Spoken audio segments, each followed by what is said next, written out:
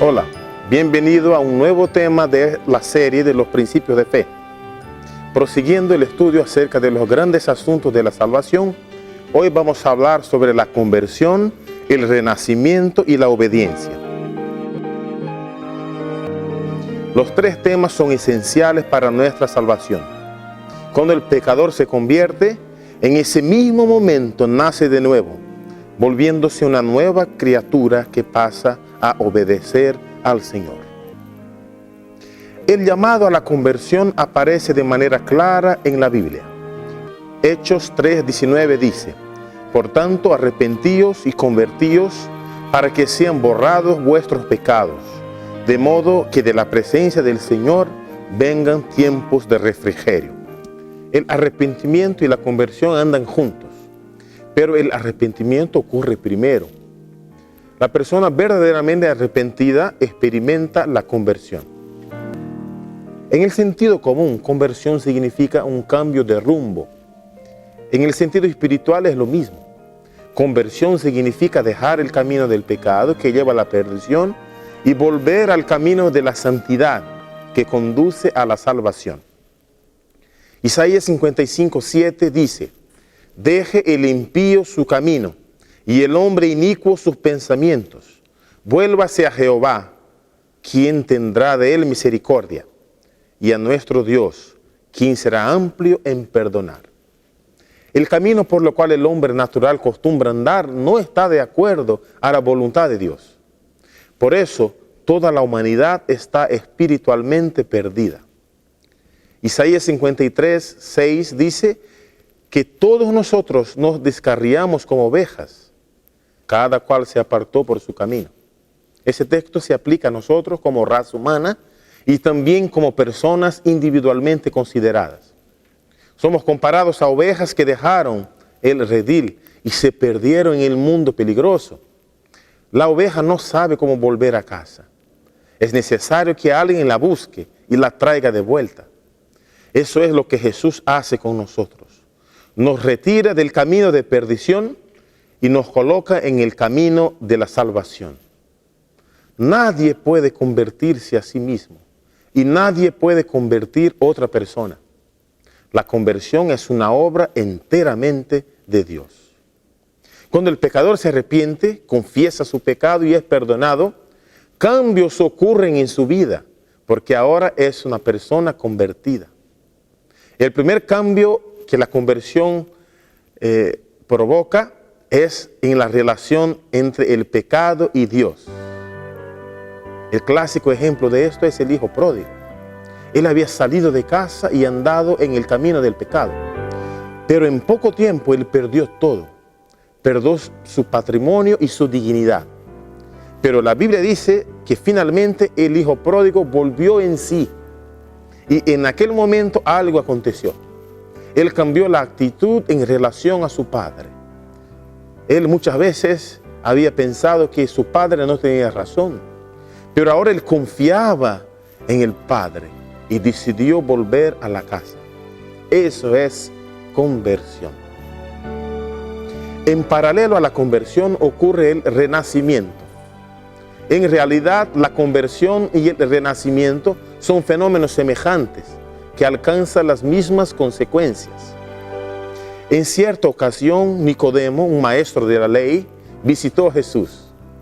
Él quería establecer un diálogo intelectual con nuestro Señor, pero en el comienzo de la charla, Jesús le dijo: de cierto te digo, que a menos que uno nazca de nuevo, no puede ver el reino de Dios. En otras palabras, Jesús estaba diciendo que la mayor necesidad de Nicodemo no era conocimiento teórico, pero regeneración espiritual. Él necesitaba un nuevo corazón, nuevos deseos y nuevos propósitos y motivos. Nicodemo necesitaba ser una nueva criatura. El renacimiento es una condición para que veamos el reino de Dios. El hombre natural, también llamado de hombre carnal, no conoce las cosas espirituales. Solamente el hombre espiritual comprende las cosas de Dios.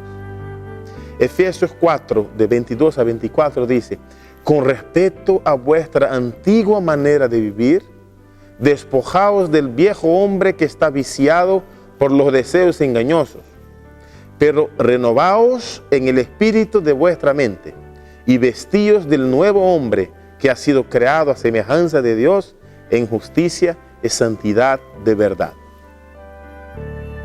El viejo hombre o hombre carnal es naturalmente enemigo de Dios. Sus propósitos son distintos de los propósitos de Dios. Su vida no es concebida para servir al Señor. A la vista del cielo, mismo que sea una persona moralmente correcta o socialmente respetada, ese hombre está espiritualmente muerto. El libro de Efesios, en el capítulo 2, describe la situación espiritual de todos los hombres anteriormente al renacimiento. En cuanto a vosotros, estabais muertos en vuestros delitos y pecados, en los cuales anduvisteis en otro tiempo, conforme a la corriente de este mundo, y al príncipe de la potestad del aire, el espíritu que ahora actúa en los hijos de desobediencia. El hombre carnal es comparado a un muerto. Pero el texto bíblico prosigue, trayendo ahora un cuadro diferente. Pero Dios, quien es rico en misericordia, a causa de su gran amor con que nos amó, aun estando nosotros muertos en delitos, nos dio vida juntamente con Cristo. Por gracia sois salvos. Es Dios que nos da vida a través del Espíritu Santo. El renacimiento es una operación divina. Santiago 1:18 dice, por su propia voluntad, Él nos hizo nacer por la palabra de verdad, para que fuéramos como primicias de sus criaturas. 1 Pedro 1:23 dice, pues habéis nacido de nuevo, no de semiente corruptible, sino de incorruptible, por medio de la palabra de Dios que vive y permanece. Aquí el renacimiento es comparado a la germinación de una buena semilla que es sembrada a través de la palabra de Dios. Así como en el mundo físico Dios habló y todo se ha hecho, la creación espiritual del nuevo hombre también es operada por la palabra divina. Pero ¿cómo ocurre la germinación de la buena semilla? ¿Cómo se da el proceso del nuevo nacimiento? El nuevo nacimiento es el resultado de haber recibido a Cristo como la palabra de Dios. Cuando las verdades divinas son impresas sobre el corazón por el Espíritu Santo, se despiertan nuevos sentimientos y las energías hasta entonces latentes son despertadas para cooperar con Dios. Nacer de nuevo es el resultado de recibir a Cristo como verbo de Dios, como alguien que opera una acción. Cuando recibimos a Jesús de esa forma, las cosas espirituales pasan a ser comprendidas y una transformación ocurre. El hombre espiritual que resulta del renacimiento es de naturaleza distinta del hombre carnal. Por eso, él es considerado una nueva criatura. De modo que si alguno está en Cristo, nueva criatura es. Las cosas viejas pasaron. He aquí, todas son hechas nuevas. El renacimiento no es algo teórico. Al contrario, él resulta en cambios prácticos en la vida del hombre renacido. Los que llegan a ser nuevas criaturas en Cristo Jesús producen los frutos de su espíritu: amor, gozo, paz, longanimidad, benignidad, bondad, fidelidad, mansedumbre, templanza. Ya no se conforman con las concupiscencias anteriores, sino que por la fe siguen las pisadas del Hijo de Dios, reflejan su carácter y se purifican a sí mismos como Él es puro. Aman ahora las cosas que en un tiempo aborrecían y aborrecen las cosas que en otro tiempo amaban. El que era orgulloso y dominador es ahora manso y humilde de corazón. El que antes era vano y altanero es ahora serio y discreto. El que antes era borracho es ahora sobrio. Y el que era libertino, puro. ¡Qué maravilloso cambio! No existe otro poder, aparte del Espíritu Santo, que pueda operar una transformación tan grande. El cambio es notable. Las otras personas perciben que una modificación ocurrió. No una modificación superficial, pero profunda, que involucra una alteración radical de prioridades, propósitos y prácticas. 1 Juan 3:9 dice: todo aquel que ha nacido de Dios no practica el pecado, porque la simiente de Dios permanece en él y no puede seguir pecando porque ha nacido de Dios. El cambio más radical que resulta del renacimiento es relacionado al pecado. El viejo hombre ama el pecado, en cuanto que la nueva criatura lo odia. Pero acá hay un punto importante a aclarar. El renacimiento no constituye una garantía de que el hombre nunca más pecará. ¿Por qué? Porque el nacimiento del hombre espiritual no resulta en la destrucción inmediata del hombre carnal. Mismo después del renacimiento, el viejo hombre continúa a existir, conviviendo con el nuevo hombre en la persona renacida. En el capítulo 7 de Romanos, el apóstol Pablo revela la lucha permanente que ocurre entre los dos hombres. El viejo hombre busca las cosas de la carne y la nueva criatura busca las cosas espirituales. Es una guerra diaria y permanente. ¿Quién gana? Depende de cuál poder domina nuestro ser. Cuando nos alejamos de Jesús y el hombre viejo resurge, ahí pecamos. Pero hay provisión para ese caso. 1 Juan 2:1 dice: hijitos míos, estas cosas os escribo para que no pequéis. Y si alguno peca, abogado tenemos delante del Padre, a Jesucristo el justo. Cuando el creyente peca, pero se arrepiente, Jesucristo le defiende delante del Padre. Pero como dice el texto bíblico, la voluntad de Dios es que no pequemos.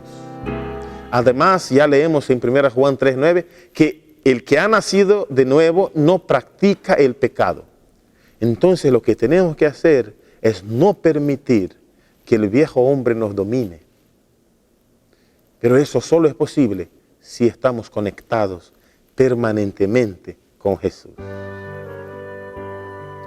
El hombre que está conectado con Jesús tiene una vida de obediencia. En el plan de la salvación, la obediencia es fundamental. El hombre convertido tiene placer en obedecer a Dios.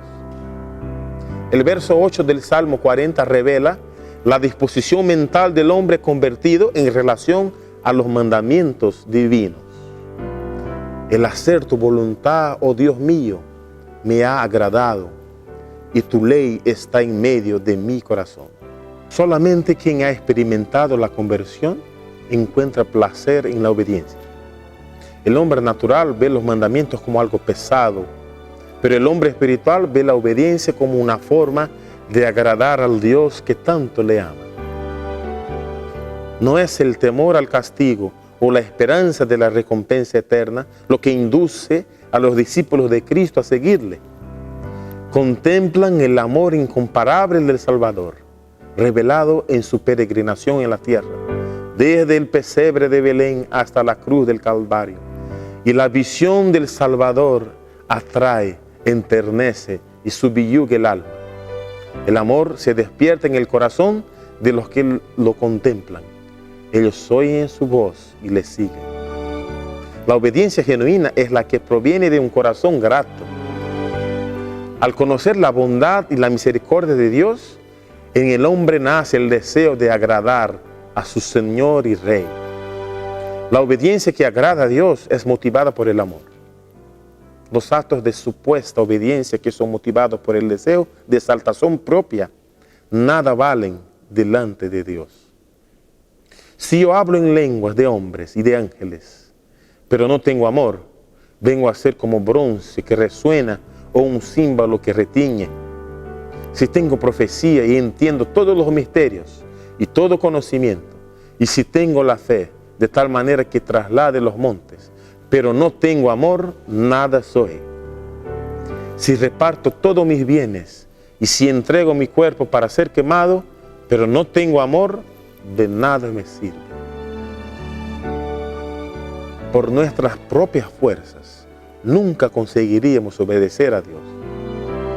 La obediencia es producida en nosotros a través de la acción del Espíritu Santo. Un texto interesante confirma esa verdad. El poder vivificador del Espíritu Santo, que procede del Salvador, llena el alma, renueva los motivos y afectos, somete hasta los pensamientos para que obedezcan a la voluntad de Dios. Tanto la motivación cuanto el poder para realizar buenas obras provienen del Espíritu Santo.